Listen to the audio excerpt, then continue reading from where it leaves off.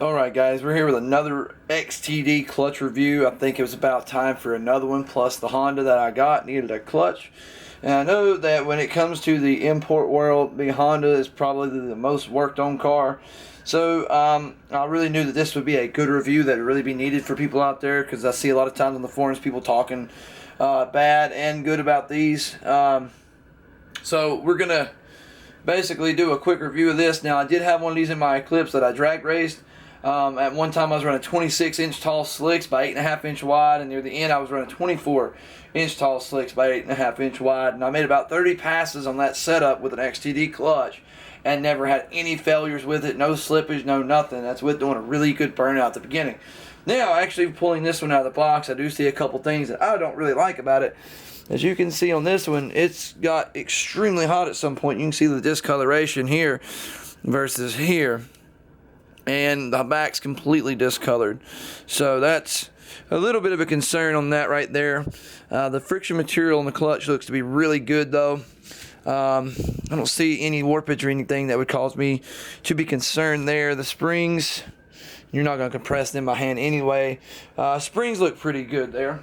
Nothing to worry about. Look about the same as what I would expect on any performance clutch. Now this is a stage 2. I got it for $51.09. Not sure what the 9 cent was for, but the 9 cent. And what you see here is what it's going to come with in the box. It's going to come with your throwout bearing, which is here, brand new. And it's going to come with your pressure plate, and it's going to come with your friction clutch disc. It's also going to come with a little installation guide. It's not going to tell you exactly how to put it in your car. That's not going to happen. But it's going to basically tell you the procedures of breaking it in and stuff of that situation. And also comes with an XTD sticker. If it's anything like the last sticker, it's crap. But the last clutch I actually had in the Eclipse, which was XTD, I never even broke in. Just got in and stomped it on boost. I think we was on 8 pounds at that time. Never had a problem with it. But this is not where this review stops. The review actually has a lot more to go to it. Even come with a pilot tool. Now the last one didn't do that, and the I can't remember what the bearing's called off the top of my head, but it's got the new bearing that goes into the input shaft. I did not see that originally. That was not even mentioned to be there, so that's awesome that that's there. That's absolutely fantastic. So already I'm really liking this clutch setup.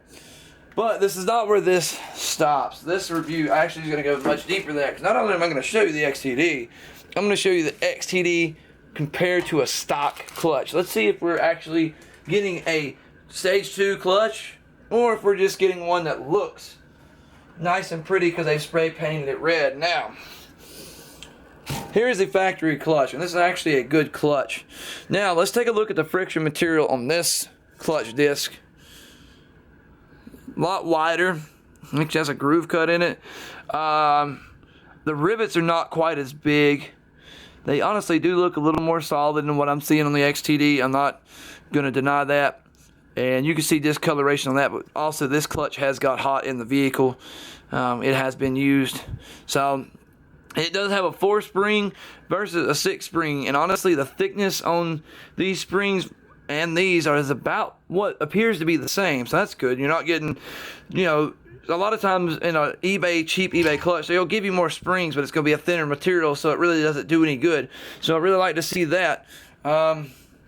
That's really, honestly, you look, the clutch discs are really, there really is a difference there. Actually, let me give you sideways. There really is a difference there. And then flip it around. I mean, you are getting what looks to be a pretty decent performance package. The one thing I don't like is there's not as many rivets on the XTD versus on the factory. As you can see, there's probably 3 times as many rivets. But that's it for the clutch disc. Let's move those aside. Now, we've looked at those and seen what we needed to see. Now, let's look at the pressure plates. This is basically what you use to clamp that clutch disc to the flywheel. Basically, when you press in the clutch, there's a clutch fork with the throwout bearing. The throwout bearing pushes on these teeth, which pushes those in, which take this centerpiece right here and moves it back so the clutch can spin free. So let's take a look at that. The clutch fingers on this right here, pretty stiff. I mean, I know I'm not going to move them. And honestly, it's about the same stiffness on both of them. The design is pretty much the same on both of them. The riveting is about the same. Let's flip it over and see what we're looking as far as contact surface on these clutches. As you can see, though, it does appear the XTD does have a wider one. I don't actually think it's wider. I think it's just the fact that it's not doesn't have this lip here, where this one is missing that. Like I say, it's missing that lip where this one has the lip. It's got the standard 3 rivet design as the this one. It's done a little differently, but all in all, honestly, it is a very, very well built looking clutch setup compared to the factory. I mean, this is an OEM Honda right here. This is actually we pulled out of the original clutch, and I must say it looks pretty good. If I had to give the XT a no or a yes or a no, I'm definitely giving it a yes because I've had one and I really liked it. So guys, this is the full review of the XTD clutch. This is for a D16 Honda single overhead cam. It says hydro, but I'm pretty sure there's no difference between that and a cable clutch. Don't hold me to that. I haven't worked on a cable clutch in probably 7 years. It's been a long time ago, but I would definitely say it is well worth your money for $51. Absolutely awesome. And once again, I'm going to go ahead and go back, recap what it comes with. You're going to get a clutch alignment tool. You're going to get your input shaft bearing. I can't remember the actual technical term for that. I may be right, I may be wrong. You're going to get your throw out bearing. And you're going to get your pressure plate and your clutch disc. And for stage 2, I think they said this thing can handle up to like 260 horsepower. So that's pretty good.